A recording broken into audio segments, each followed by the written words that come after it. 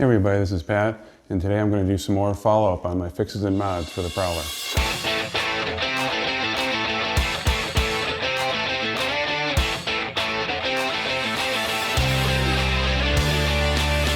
So today I want to go through a few more things here that have come up since I did my last video when I talked about some of the fixes and modifications that I've done on the Prowler. First of all, I was going to go over the TPMs, or the tire pressure monitors. I have an update about those. I'm also going to go over about the frame brace that I'm going to be putting underneath the car. I'm going to try to do that today. And also talk about a problem that occurred when I was trying to lift the car. Before I was able to do that, I tried that earlier this week, so I want to go over that one as well. While I have the car up, I'm also going to replace the mud flap over on the driver's side.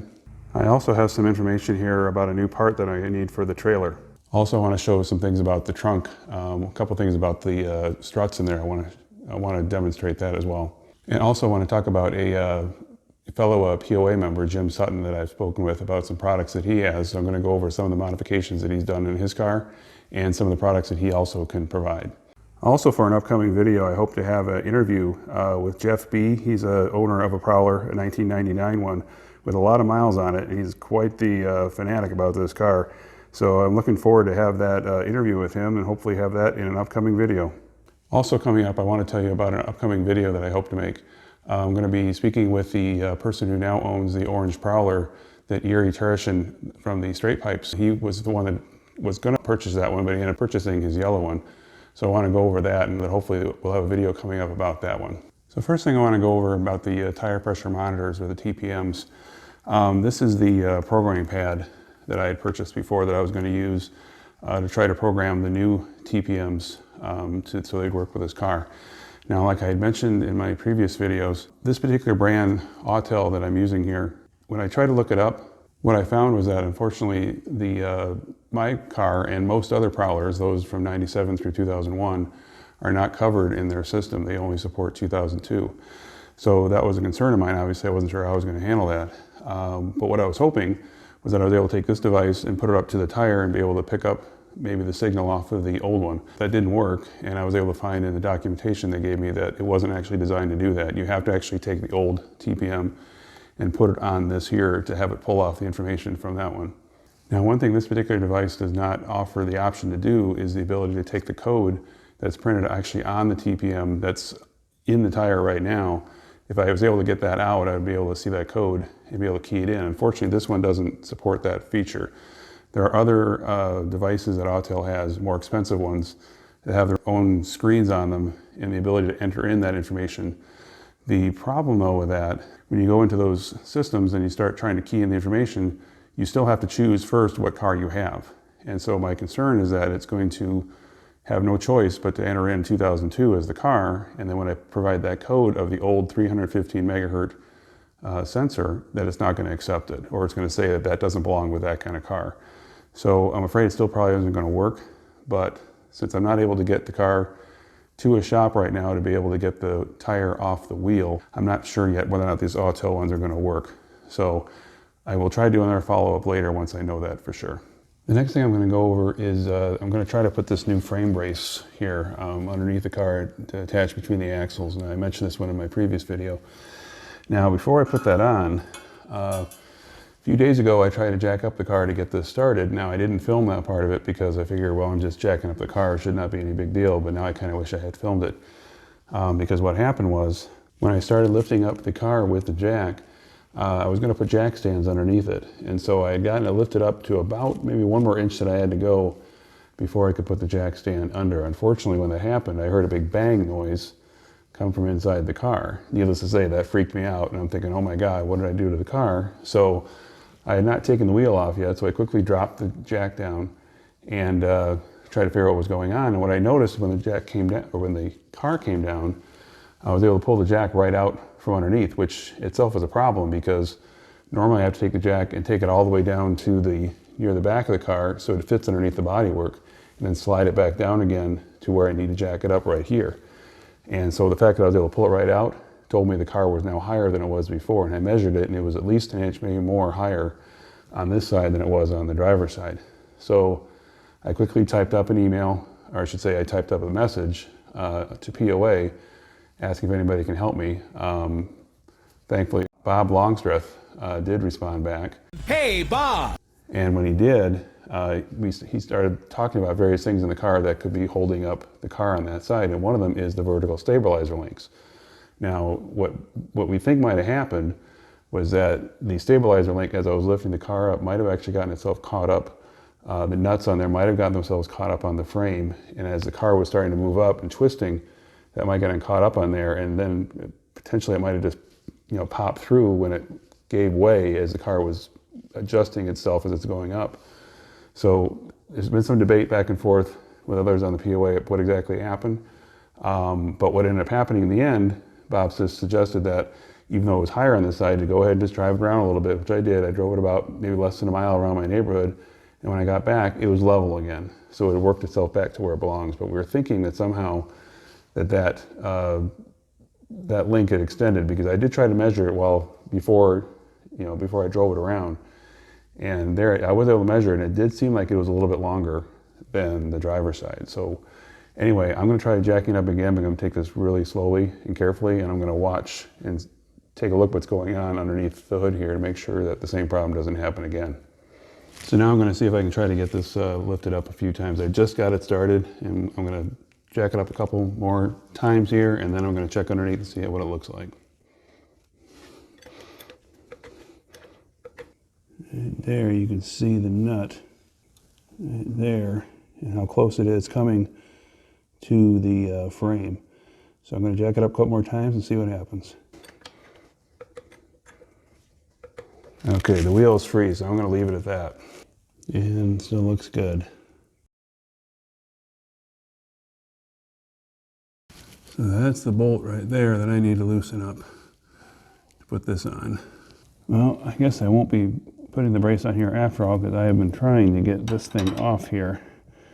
And no matter how hard I try, I can't get it to come off. I think part of the problem is that it might be attached to this piece up here, which when I start turning to the left, it's going to come in contact up here, and it's not going to turn anyway. So not too sure. So if anybody else has any ideas on this one, maybe obviously need some stronger tools. But yeah, this isn't coming off. So looks like I'm going to put this wheel back on.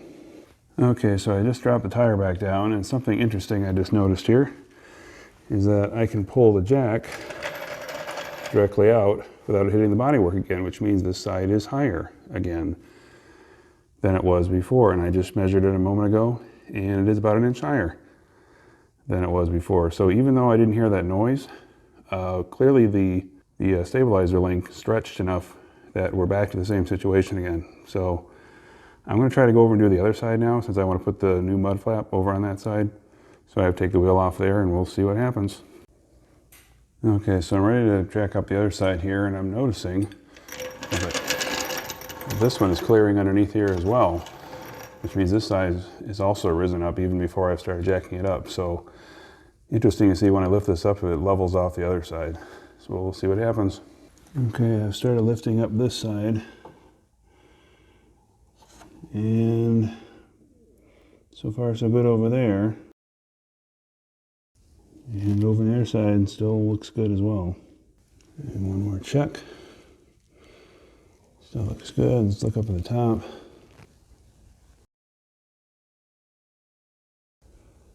It's okay there. Back to the other side.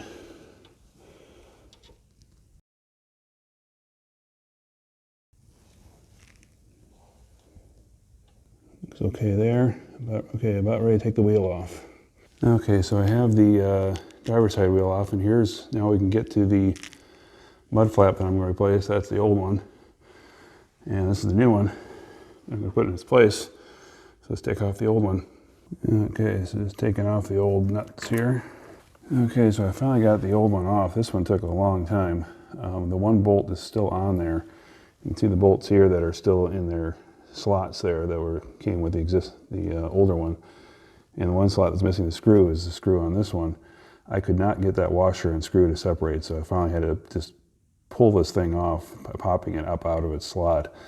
Now the new one I've got actually has got a little bit different design for these, so I'm just going to go ahead and put the new ones in. I was planning on using the old ones, but I think I'm just going to put all the new ones in now. Okay, I got the two of the new bolts on. This one I went ahead and just put the old bolt back on there because it was not able to get out of the slot behind it. It was stuck in there good, so I figured I'll just use the old bolt again like I originally planned, but for the other two I went ahead and put the new ones in.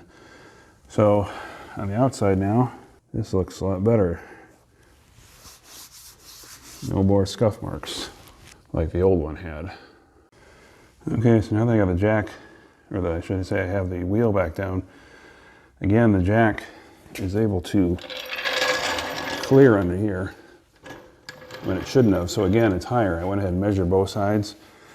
They're both about 6.5 inches, so now they're even, but they're still about an inch higher than they should be. I measured right under the nose as well, and I had the same thing. So I think this is another situation where I'm just going to have to drive the car around a little bit and see what happens.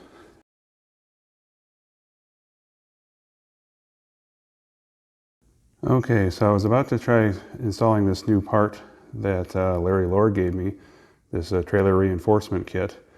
But when I got into my trailer, I discovered that this part that he sent me is already here. So I didn't need to install it.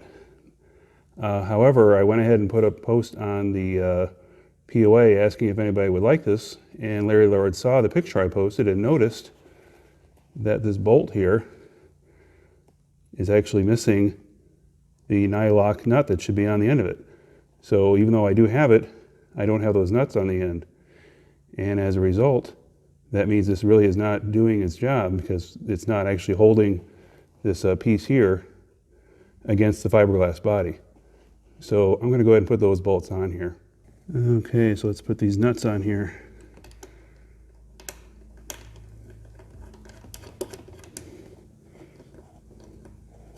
Okay, I'm going to have to tighten that down with a wrench.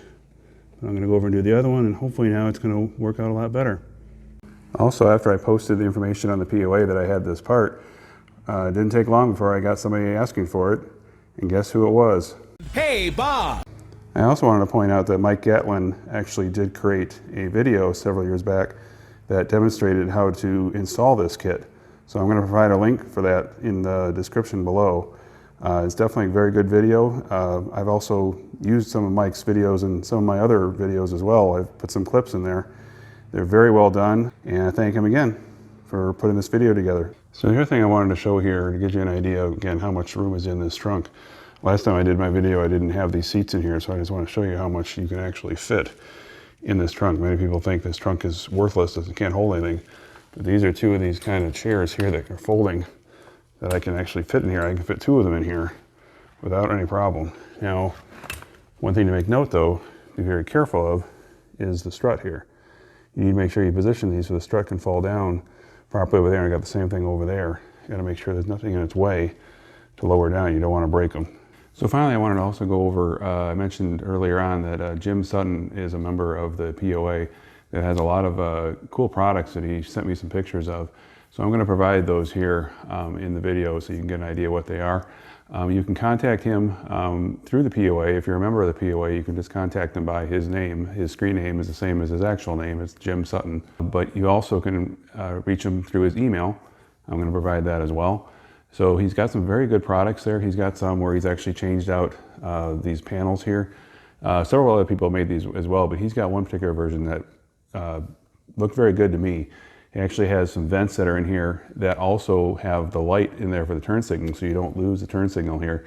He's got it actually integrated into that, and it also will show a white light when the headlights are on, and that white light will change into a turn signal when the turn signal is activated. So very cool design. He also has some new versions of the headrests. You know, he paints them and has different versions of that you can get. Plus several other things that he's come up with. One of his cars, he's got like 40 different changes on it that he told me that he did. So in all those cases, in order to make these products, he actually needs to have several people interested in getting the product so that he can, you know, make the molds and that to make the product.